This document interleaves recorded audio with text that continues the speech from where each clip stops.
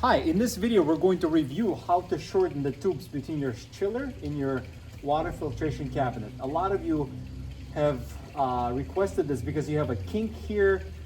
This is fine actually. The water will still flow through our provided tubing because we have braided tubing and it prevents from kinking, so the water is still going through your tubing really nice and flow. But nevertheless, we're going to shorten this, and I'm going to put the chiller so it's very tight to our water sanitation cabinet. First step, we're going to turn off electrical power to the entire system, the chiller, the water pump, and your sanitation, ozone or UV. And then we're going to close the valves on the back of our tank, whether it's a tub or barrel. Make sure that the valves are closed so water is not coming out of the tank. And we're going to work on the inside of our cabinet. I'm also going to close this valve too, just to make sure there's no more water, minimizing how much water we're gonna be dealing with. I'm going to release the tubing from the chiller over here on this side. And the water will come out of the chiller when you do that because there's a tank in the water chiller with a titanium tube, and that tank has water in it. So as soon as you disconnect it, you will see that the water will come out of it. See? And that's okay. Just have a bucket ready, and you will essentially drain the tank inside your water chiller. So now we have to kind of gauge, how far away do we want the water chiller? So if we want the water chiller to be here, we'll kind of mark our tubes that we want this quick connect to be right here. So we'll cut the tube here. Or if we want the water chiller closer, we can bring it closer, remeasure it, and then cut the tube here. So it's all about your preference, basically. Where do you want the proximity between the chiller and the water sanitation cabinet? I'm gonna go with about this much distance. So I'm gonna mark it right here. And I'm going to take my cutter and I'm going to cut this insulation. So I'm gonna cut it here. And at the bottom, I'm going to measure it that I want my tube to connect to the bottom connection about to here. So I'm going to take my knife and I'm just gonna cut the insulation there. Okay, now that we've marked our insulation, you wanna finish cutting it. Okay. Next, what we wanna do is remove these quick connects. So basically this ring comes off and you can pull out the quick connect. To remove this plastic washer, it'd be nice for you to have some hot water. If you have a container of hot water, dunk this into the container of hot water and this ring will slip right off. What I'm going to do is I'm just gonna use my fingernails and I'm gonna kind of prop it out.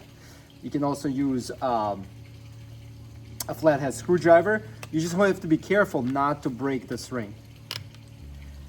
If you're like me, you just want to do it yourself and just be gentle with everything and just do it yourself. So then you slide this off. Reddington, my dog. Then we're gonna grab our tool. So you wanna, again, expand it. And we're gonna cut our we're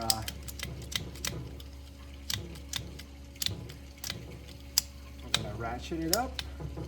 We're gonna cut it. Okay. And then let's do the same to the bottom one. Okay. We're gonna remove this tool. Cut this off.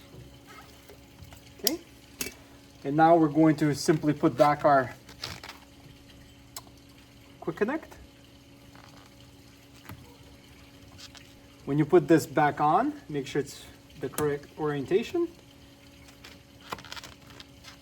Then put the quick connect back in. Okay, make sure it's nice and tight. And then you'll be putting the ring over the top. Okay, I think we have this one on. Now this one is on first. Then we have this plastic ring. Okay. This is what you want, the result. Then you want to put this quick connect inside the tube.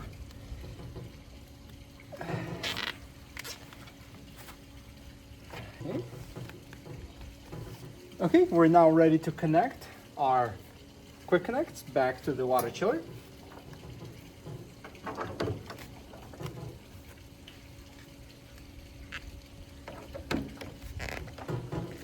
Okay.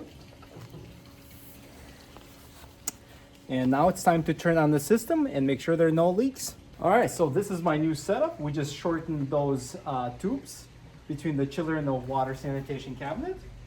So I'm going to make sure that all of my valves are first open.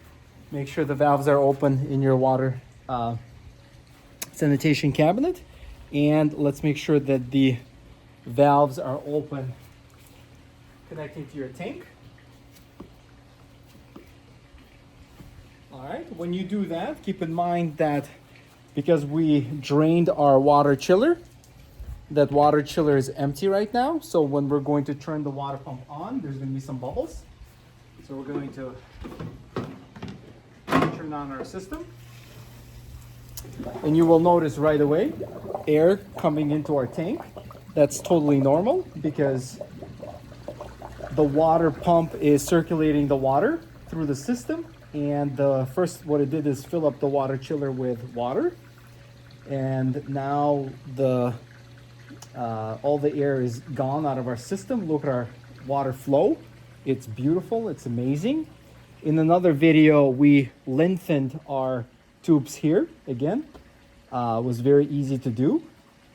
And the water chiller is going to turn on any minute now. We're going to check for leaks. Since this is the area that we shortened, just check for leaks here. Again, I have no leaks. Just check this a couple days for a week or so, and if you have no leaks, that means you reconnected the quick connects really well. Again, these tubes can be any length, but I wouldn't go too much shorter, just to give you some slack and for water to go through. And I think we did a perfect job.